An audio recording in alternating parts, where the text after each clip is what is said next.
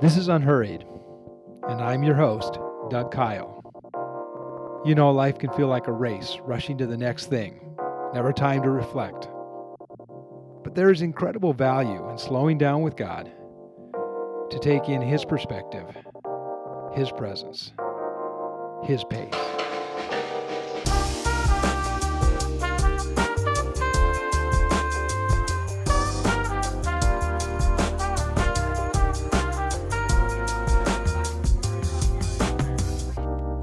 What's the key to staying youthful in spirit?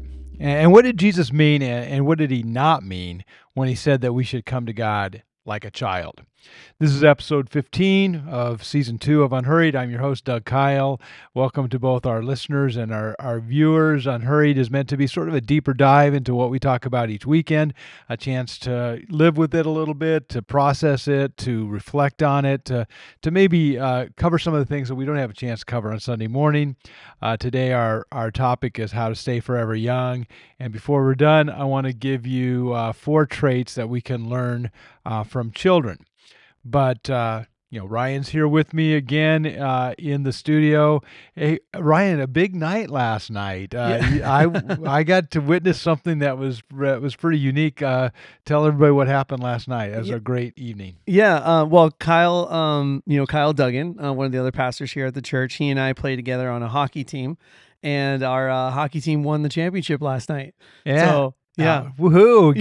Got the trophy, you got the photo. Yeah. I was there. What was the final score? It was 9-6, which sounds like a lot, but in roller hockey, it's not a lot. Yeah. It was also pretty close. I mean, it was competitive until the the second half. You started turning on upshift a little bit. Yeah. We pulled away a little bit, but I mean, they're great hockey. They're the defending champs, so they have that pedigree for sure, and they're a great team, and we know some of them because we get to compete against them. Yeah, and they're great guys, and it was a good game. Yeah. So you probably wouldn't say this without me prompting you, but sure. You made a handful of goals last night. I did. Yeah. I scored 4. So that's which is most you've done. Right. That's what's most I've done in a game. So that was a lot for me. So we had a whole cheering section from GVC staff there. Oh yeah. We're going to take a little credit for it. We're going to take a little credit for your good game. We were inspiring to you. As the Padres say, they have the best fans in all of MLB, and I feel like the Night Owls, we have the best fans in all of roller hockey. Yeah. So Absolutely. Come on now, we were representing. Exactly. Yeah. We were there. It was a lot of fun. It was so enjoyable to be out there watching that. Yeah. And I've been playing tennis, you know that. I know. And I don't think I mentioned on here that I was in a mixed doubles tournament with my daughter. Yes. Have I talked about that? No, I don't think. I think we've talked about it offline, but yeah. So that was just a couple of weeks ago, and we didn't win the championship or anything like that. But it was so much fun. Yeah. It was like a legitimate tournament. Right. And she and I got to play. It was mixed doubles, and we did better than we thought we would. That's good. So that was fantastic. Yeah. Well, there's always 2 sides to a puck. So, you can be on either side, the winning or the losing side. Yeah. So, 2 sides to a tennis ball too, or right. 2 sides of the court. Exactly. But we did get 1 victory that day. Nice. And we played together really well. It was so much fun. Yeah. That's almost, I feel like, sometimes more important. Yeah. Is if you get a good chemistry together and you get a good group of people together, or with you and your daughter, that's almost sometimes more beneficial than walking home. I mean, of course you want to play to win, but just to do that with my daughter is so much That's fun. what I'm saying. Just to do it with Kyle, and then having my kids and our kids get to watch us, still play. I feel like that's so cool. It's just such a cool memory. Yeah, absolutely. Yeah, I'm going to treasure that. Treasure the photo we have of us together that day. Yes. It was really awesome. Yeah.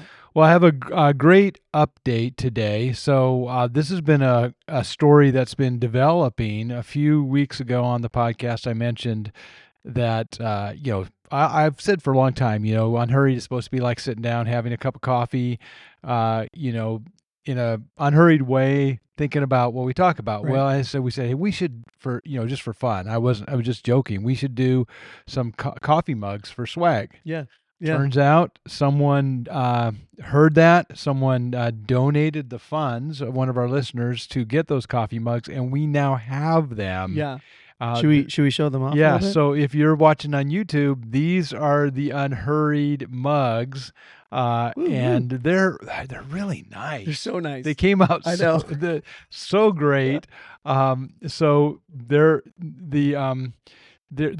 meant to look like kind of camping mugs, I guess, but to me they're a lot more sturdy than a lot of camping mugs. So I like the look. It says Unhurried on it and both sides, and it is large enough. I mean, you poured Yeah, a whole iced drink into yours, yeah, right? yeah. I got a large drink from Mostra, and the whole thing went in there. I mean, Yeah. I don't think I took one sip before I poured it in. So yeah, it can hold a lot. Yeah. So it fits the idea of Unhurried because this is like a big cup of coffee. Mhm, You can be mhm. sipping it for a long time. It really kind of goes well with the Unhurried idea. Also, my favorite feature about it is that it is left-handed friendly. Okay. Okay. Here's what I mean by that. What? Here's what I mean. So you can hold it left-handed, and it says you can read, Right. and you can hold it right-handed, like Right. a lot of people do, Right. and you right. can read it. It's on both sides. Yes. If you go home, or right now, if you're listening at home, go look at your mugs. Sure. This is the right-handed world that I live Yes. in. Yes, it is. Look at your mugs. Almost all of them, if they just have something printed on them, they're printed so that if you hold it with your right hand, you can see it. Right. Right. Right. These, because I'm left-handed, are left-handed friendly. Right. Right. See, I appreciate that. Yeah. That's nice. That's nice. I will say it is kind of funny that I have not drawn this comparison or before, is that I actually play hockey left-handed. Oh, So you do? so hockey sticks can go, we're gonna get lost in the weeds here, but hockey sticks can go two ways. It can either be right-handed, where the curve will Interesting. bend Yeah, in on yeah. your right hand, Okay. or it'll bend in on the left side on your left hand. Does that give you an advantage? I think it does. Yeah. I've yeah. always thought it. I've always thought it did. Uh-huh. Most hockey players, I would say probably more than 50% of hockey players are right-handed, and so because most of the world is right-handed, Right. So you're right-handed. You put your right hand on the Mhm. bottom, and that's how you always play. For whatever reason, it never felt comfortable to me, so I started playing left-handed when I was a kid, Mhm. and I've never looked back. Wow. So that's my only thing that I do left-handed. So Well, I drink coffee left-handed. well, you do everything. I do left-handed. everything left-handed, and I have to say this is nice. Yeah, This that is is nice yeah, having the yeah, left-handed yeah. coffee. So we are, we're providing these for right-handers and left-handers. See, we think ahead. We're thinking ahead. We're Yeah. trying to be as open as we can to right and left-handed people. Yes. Here's the deal. So for our listeners and viewers, here's how you get one. Cool. They're free for you. We're just going to give you the swag. We want you to get the word out about Unhurried, but you have to mention it to either me or Ryan. So somehow, I mean, if you're not local, you can Sure. maybe send us an email, but otherwise, just mention to us on Sunday. Say, hey, give me my mug.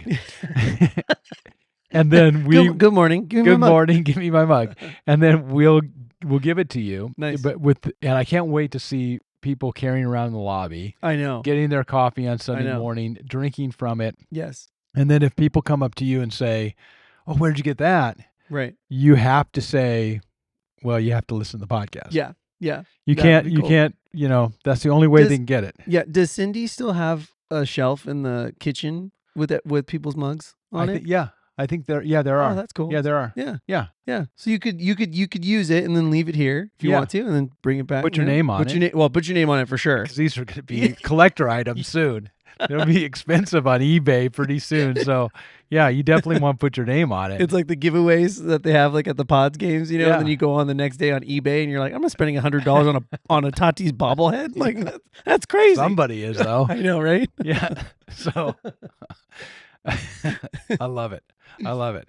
All right. So, I'm very excited. Both of us have the mugs here, and thank you. The first one went to the donor. I tracked him down. Very gave nice. him. Yeah. Gave him Thank you very one. much. Thank you so much. And then now we've got several more to give away to whoever asks. Cool. Yeah.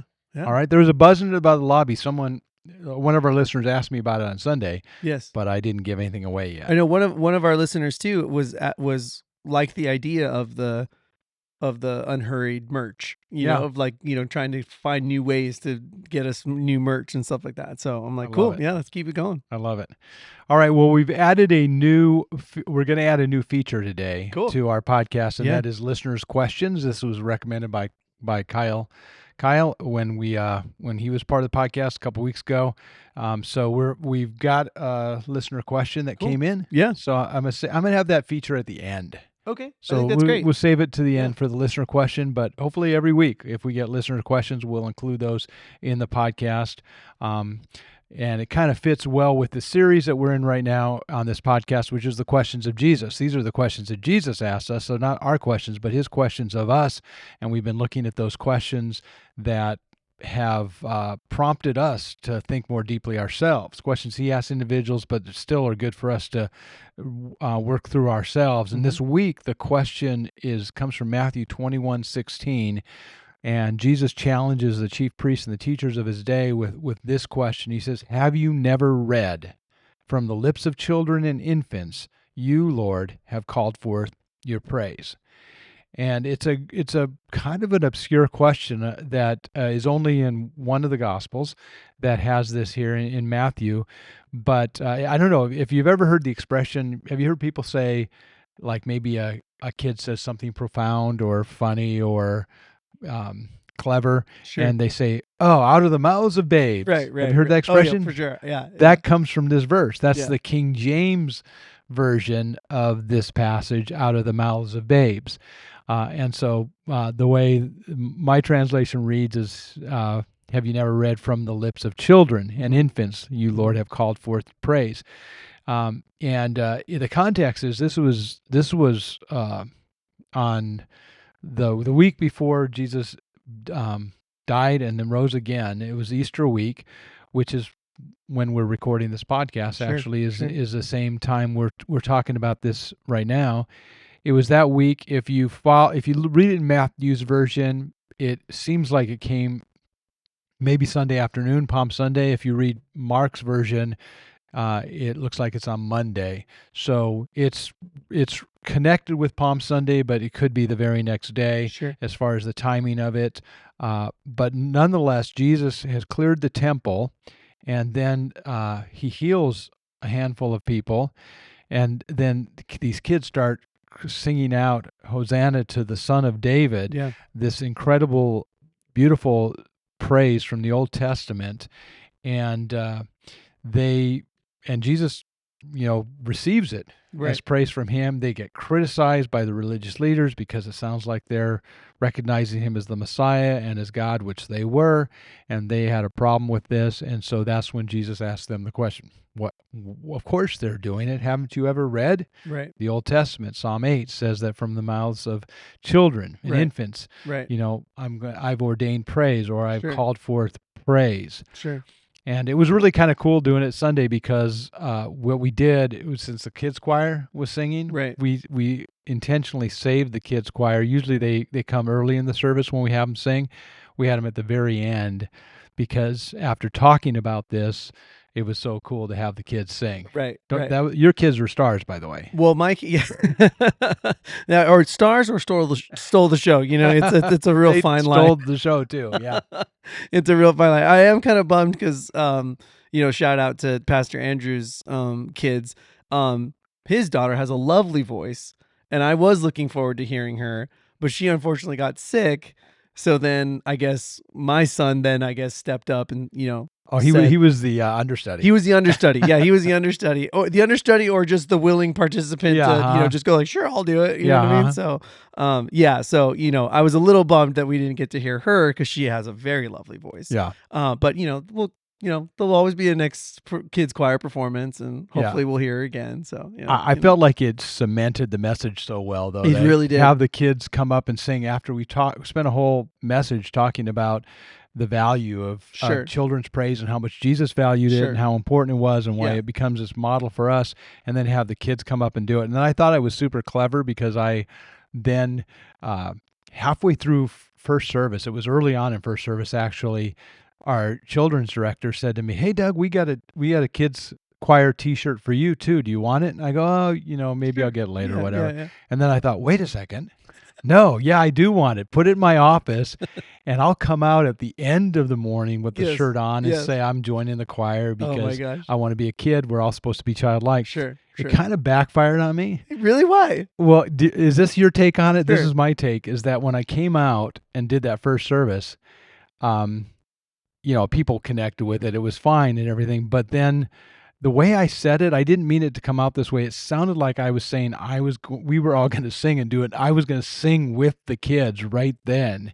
Oh, there was like a little bit of a pause. Yeah, like the way I That's said it funny. sounded like I said I'm going to join the kids choir, and I could tell as it was coming out of my mouth, people are thinking, "Oh, he's gonna sing." and then they wanted me to.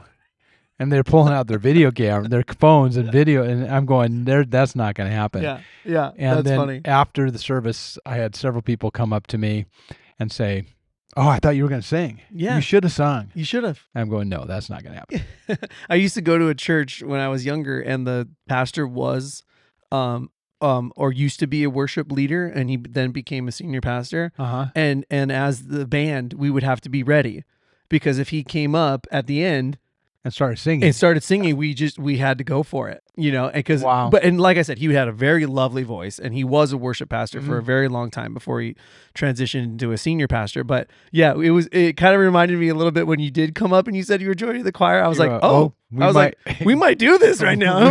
we might be. See, you even thought that. Yeah. I'm like, oh, well, cool. Doug's gonna sing. Like, we're gonna do it. For the record, that will never happen. That will never happen. Never say never. Yeah, well, I don't know. Anyway, what is it about childlike faith that makes Jesus really honor these kids and lift them up and make them a model for us of what faith is all about? And how can we stay forever young? Yeah. Can we be childlike in our faith? Yes, it's true. With every birthday we get older, we can't go backwards. But according to Jesus, according to the Bible, even though we age physically, we can stay young spiritually. Yeah. With a kind of a childlike faith and a vibrant faith, a youthful faith. Mm-hmm. So what does that mean? What does Jesus mean when he says that our faith is supposed to be like that of children? It certainly can't mean that we're supposed to be gullible or naive or ignorant or childish. Right. So what does it mean? And I'll be really interested in your input as we talk about this, because you've got 3 kids under 7. Yeah, 3 kids under 7. Yeah. So this is very vivid for you. Yes, it is. These are not just hypothetics. This is real life. Right. And I'm imagining there's some things about your kids that you go, there's nothing to model there whatsoever. There's nothing about that is a healthy example for the spiritual life. So it's not everything about being children. So what is it about being childlike that Jesus wants us to be an example to us? Sure. Jesus reinforced this with a verse in Matthew 18, 2, where, and I love this because this is the Message translation, but I think it makes it really fresh. He said, "Return to square one and start over like children. Whoever becomes simple and elemental again will rank high in God's kingdom." So Jesus clearly wants us to be childlike. What does that mean? What does that really look like? Mm-hmm. Well, the verse that Jesus is quoting when he kind of rebukes the religious leaders for not knowing their own Bibles, the verse that he's quoting is Psalm 8. And the verse there says this. It says, "Through the praise of children and infants, you have established a stronghold against your enemies to silence the foe and the avenger." We spent some time, and it's really beautiful to see how that verse fits into the larger context of Psalm 8, and you can catch it if you want to listen to the sermon online or listen to it again. But what I want to emphasize here in our podcast is just that this is this verse alone that Jesus quotes really amplifies what Jesus had in mind and what he expected them as religious leaders to already kind of have learned over the years. But what's interesting is it's translated a little differently than the way Jesus says it in the New Testament. The wording is a little bit different. Why? Why is that? Well, the reason is because in Jesus's day, the Bible that they used, which would have only been the Old Testament, the Bible they used was called the Septuagint. Right. The Septuagint was a Greek translation because everybody spoke Greek. That was the common language of the day, the one that most people had access to, even if they spoke different languages. So the Bible, their Hebrew Bible, was in Greek, and it was called the Septuagint. And that's the way Jesus quotes it is the way the Septuagint phrased it, and also the way the religious leaders would have read it. Right. This is what they would have been familiar with. So it makes sense that Jesus would quote the passage based on the way they would have known it and understood it. Right. So that's why. But then the Greek and the Hebrew then give different nuances and a little different phraseology, and between the two, there's a little bit of a difference. But rather than seeing those differences as competitive, I actually see them as complementary. They really enhance our understanding of what Jesus wanted us to know.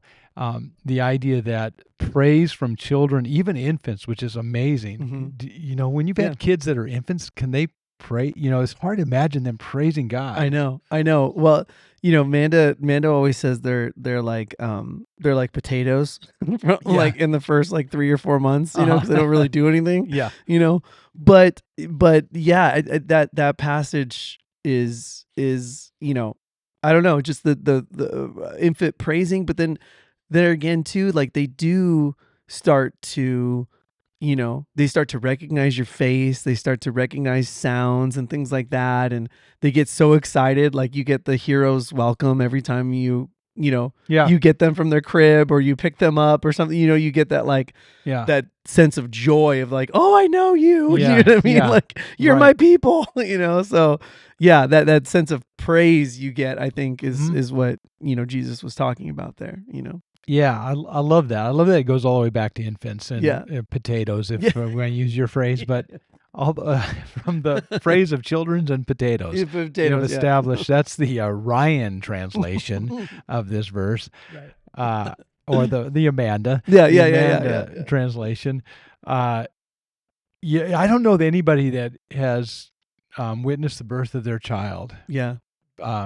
Christian or non-Christian, believer or unbeliever, that doesn't talk about it as a miracle. Right. It's an absolute miracle. And then you see these little babies, and they're so beautiful and so helpless, but so beautiful and so intricate, and their eyelashes and their fingers. And you just, it is, it gives praise to God. Just you look at Psalm 8, as much as the stars in the sky and the heavens declare the glory of God, so does this precious miracle, this tiny infant baby.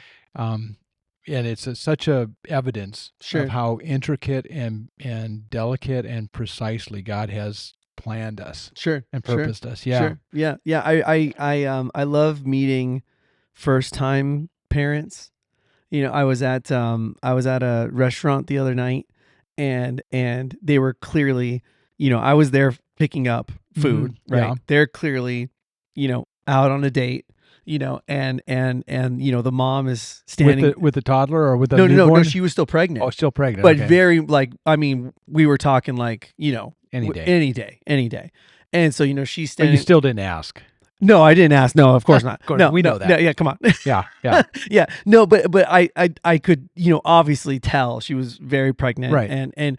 But I just loved getting to kind of, I kind of broke the ice a little bit, and I was talking with them, and I just loved how excited they were, and just the first time parent excitement, it's just something so great, that they're just excited to figure out what the baby's going to look like, and all the different things. And I was just it's so beautiful. It's such a miracle. And I don't know anything about them, other than they're just expecting a baby, and they were like, oh, I know. And it's it's so exciting and this and that. I go, they're just so beautiful. They're so beautiful. It's your baby. You get to, raise it and teach it things and do all that stuff. And And I was just like, it's just a miracle. And they're like, do you have any advice? I go, no, just love the baby. That's all you have to Yeah. do. You know what I mean? Yeah, my only advice is enjoy this date night right now, Yes. because in the future you'll be like me, picking up to-go food while the kids are at home. Yes, exactly. Yeah, Yeah. yeah. It was funny too, because they were like, how many do you have? I was like, too many. Yeah. It's like too many. No, I'm joking, but Yeah. but yeah, it was just like, I just love that excitement of, not knowing what's ahead other than they're gonna have, a little baby, so Yeah. yeah. That's great. That's great. Well, Jesus, commends children and infants as this really model for us. And here's the idea that I kind of wanted to bring home from the message and maybe underscore a little bit more here in the Sure. podcast, is that why does Jesus do that with children? Well, because the youngest among us are closest to their original design. Their place in the scheme of things is more aligned than the rest of humanity. Grown-ups are who've been kind of got the wear and tear of sin, living in this broken world. These beautiful infants and young children seem more closer to God's plan, closer to God's design. Yeah. Now, I wanted to be careful in the message, and I want to be careful right now to make sure that I made the distinction to say it doesn't mean that they're not sinful, and any parent knows that. With you can see the naughty side coming out there. It doesn't mean they're not sinful, because all of us, original sin is something that taints us from conception, that Right. taints us from birth. But it does mean that they've had less time to have the brokenness of this world, wear off on them. Right. Right. And Right.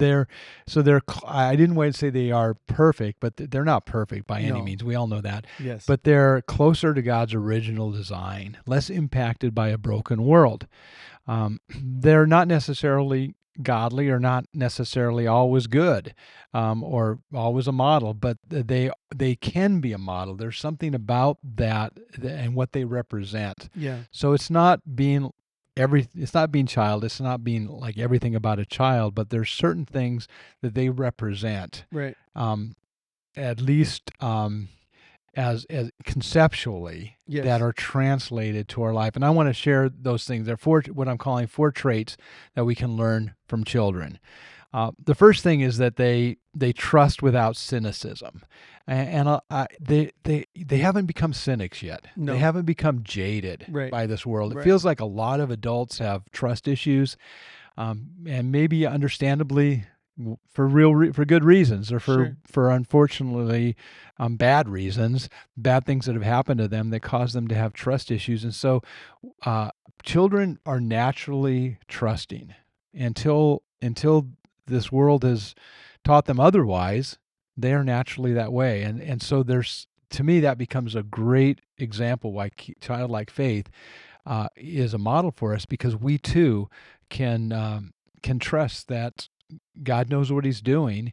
And I love this too. Children don't need to understand why. Mm-hmm. They don't need to, understand all the ins and outs of how it's going to happen.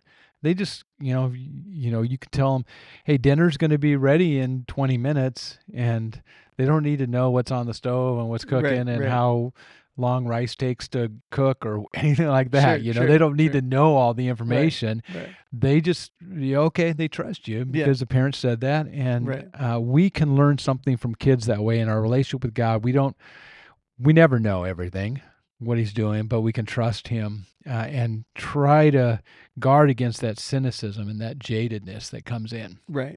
Well, I think it's also too, like, they haven't, I kind of look at, like, especially my children, like, they're very much in, like, a very, like, the bubble that Mandy and I have created for them. You know what I mean? Sure. It's like they go to their school, here's their sports team, here's their dance crew, you know what I mean? Here's their church. It's like, and then here's your family, and Yeah. so it's like you kind of create those bubbles, and then once you get older, you start to create your own bubbles, and then all of a sudden, like, they pop. You know what I mean? Like, Yeah. because now you're not in this relationship now where, mom and dad are always going to be around, or people at church, or wherever community they're in, are most of the time those adults are there to help them, along the way, and then the older they get, you kind of start to realize not everybody has the same values or treats people, not respectfully and things like that. So Yeah, and yeah, so that's where the jaded,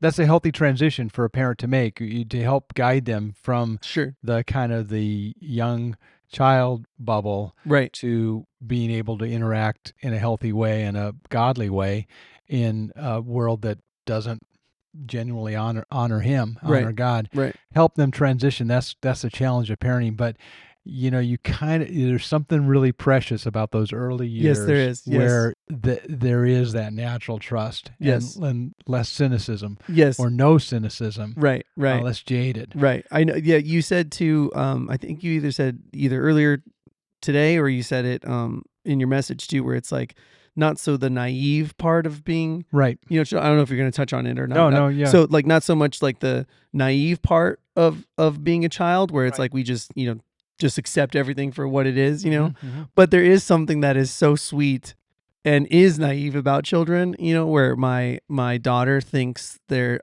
so at our Chick-fil-A, we go to Chick-fil-A a lot. Mhm. At our Chick-fil-A, they put one of the crew members in a big cow costume. Yeah. Yeah. Okay. She is convinced that at our store they've convinced a real cow how to walk on two legs. Okay. And Mandy and I just don't have the heart and we've tried to Yeah. tell her like Mhm. it's a costume, like how you Right. wear a costume for Halloween or you wear a costume for dance or whatever, right? Like you're not Yeah. really Sleeping Beauty, like it's Yeah. a costume, Yeah. She is convinced, like she does not believe us. She's convinced I love that. that it's a real cow, Yeah. and that they taught it how to walk because it doesn't talk. So she'll go up to it and start talking, and it's a cast member, so they're Right. supposed to, kind Yeah. of They play- can't tell. right, Yeah, they don't right, talk right, back. right. Cows don't talk. Cows don't talk, and so she's like, Apparently they walk on their hind legs, but they don't talk. She's convinced that our Chick-fil-A has convinced or has taught that cow Mhm. how to walk on two legs, and her brother is like, he's a little bit older, so he's like, no, Evie, like it's a person. Yeah. And she's like, nope, it's a real cow. Like she's convinced herself it's a real cow. Well, know? that's a perfect illustration of trusting without cynicism. Yes, That's what yes. that kids can kind of become a model for us in yes, that. Yes, very much so. Yeah. A second thing that I think we learn from kids is humility. Back in that culture, kids were really low Yes. as far as any kind of recognition or honor or status in Right. society. They were really discounted. But Jesus, as he often did, he just loved to reverse culture's values. He Mhm. loved to elevate those things that culture discounted and discount those things that culture elevated. Right. And so this is a perfect example where he made children who were kind of discounted or even disparaged in that culture. He elevated them, Right. and Right. he brought them up. And so for us, childlike faith just is that idea that there's value in humility. There's Mhm. value in just humbling ourselves, like children were naturally in a humble position in that society, acknowledging our need for God and acknowledging our need for grace, our need for him to provide for us. I feel like grown-ups tend to want to take credit and responsibility for everything. Right. And children naturally are more humble in that, in the sense of just realizing, that they need help from others. Yes. Very much so. I'm in the stage of having my name called 45 different times, Yeah. Daddy. Yeah, yeah. It's just like all I hear all day long, they need help with something, I what think mean? I think it's so endearing the way you almost always answer yes, love, yes, love, yes, love. It's so nice, Yeah.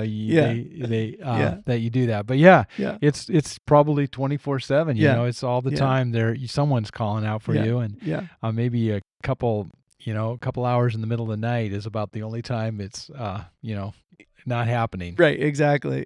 Yeah. Mandy taught me that. She always answers the kids that way, and I think it changes your your frame of mind, Yeah. if I'm in the middle of something, and I always, I go, I'll say like, they'll call, I hear them calling me and I'm like, yes, love. Like, it's like, and I feel like it kind of just goes like, it takes your level from here and just brings it instantly down where I go, okay, they Yeah. might need something. You know what I mean? They might need some help. If I can't, you know, verbally tell them how to do something, then I have to, Yeah. physically help them, But can't we learn something from that? For The sure. idea that we need to come to the Lord and ask for help. For sure. We need to be dependent For on sure. him, just as children are naturally Right. dependent. Right.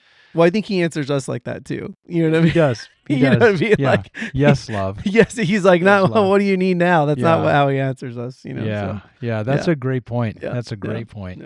Yeah. If people get nothing more than that, that's a great one. Yeah. Thirdly, in addition to those two, I think the children are they have a natural sincerity about them. They're real, they're honest, they're genuine, they're authentic. They're not trying to be anything other than who they are. Right. They're comfortable with who they are, and I think that is something that God longs for us to have, this authentic faith with him. Now, not to put on pretenses, not to put on masks. If you look at the ones that Jesus was most harsh on in the Gospels, is those who were playing games, who were trying to be more spiritual than they were. And those are the ones that Jesus had the harshest criticisms for.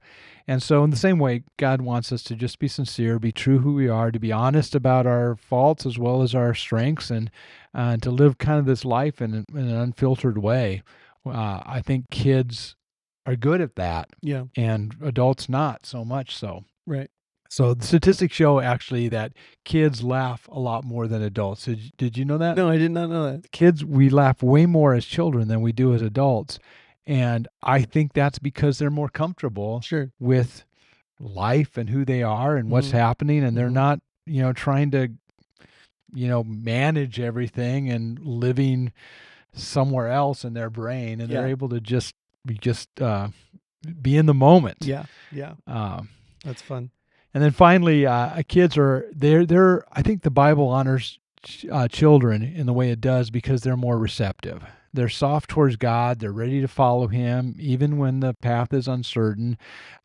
We know that people, percentage-wise, become believers. They're more likely to become believers the younger they are.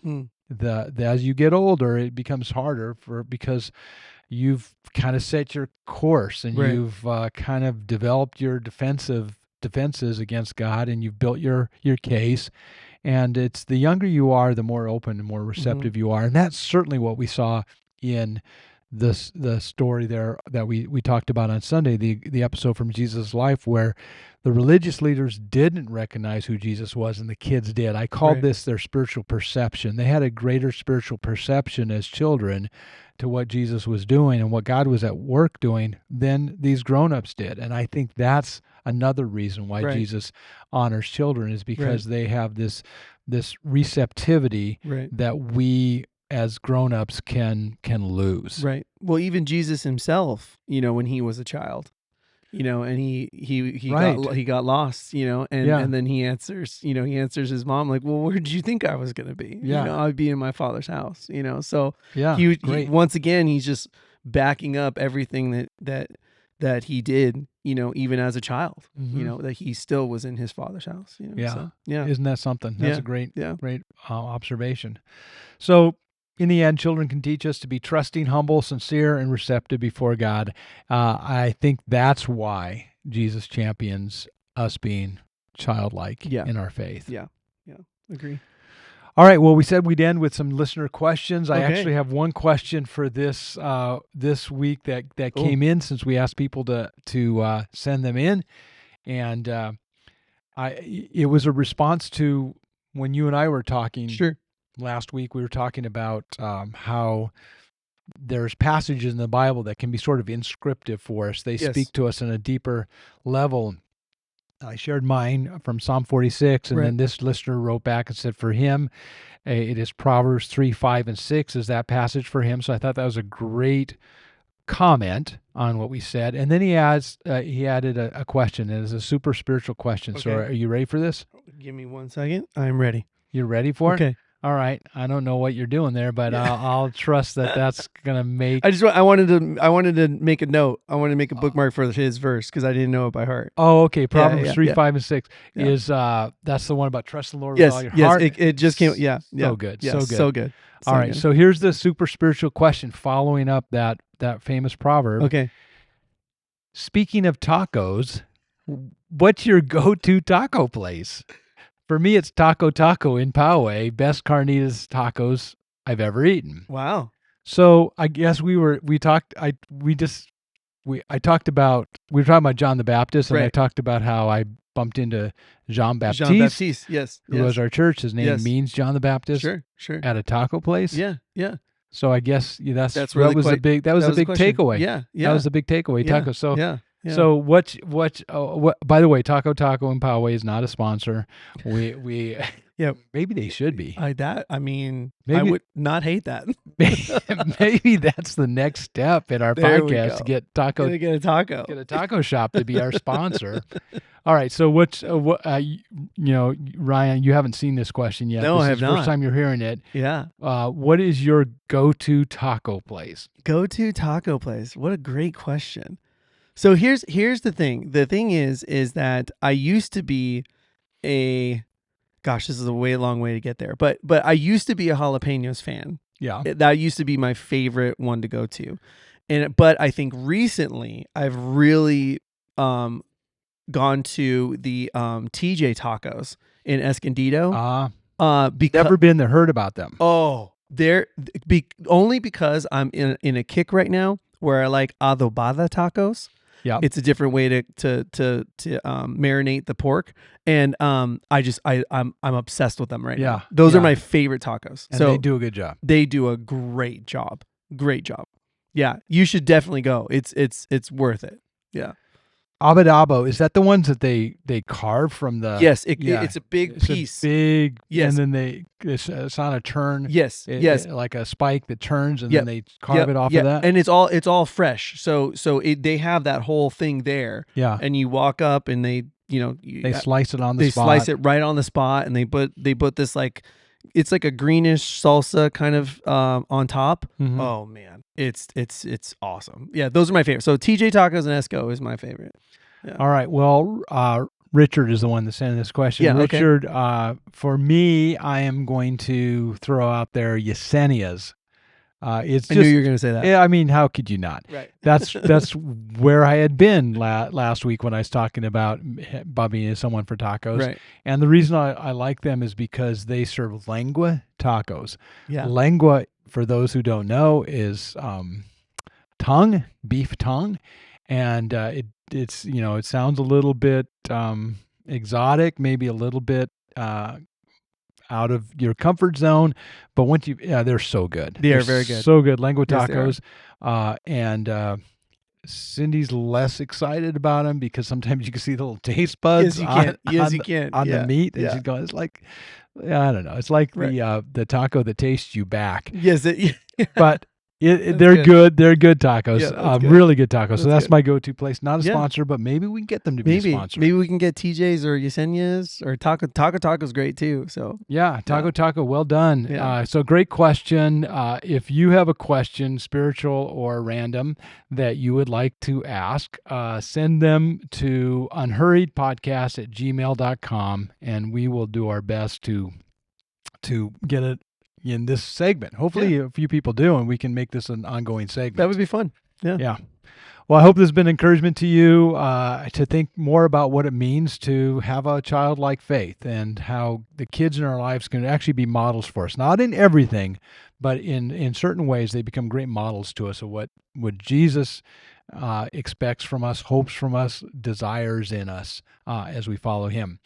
Again, this has been a deeper dive into a sermon I gave on Matthew 21 called Stay Forever Young. If you want to find that online at greenvalleychurch.com, you can find it. It's part of the series Jesus Wants to Know. And we're so grateful that you've joined us today. Thank you, Ryan, for all your part is always so significant and such a great contribution. Yeah. Thank you, Doug. Thanks to our enthusiastic viewers and listeners. Until next time, this has been Unhurried. With me, your host. I'm lifting my unhurried cup as I say this. I look forward to talking to you soon.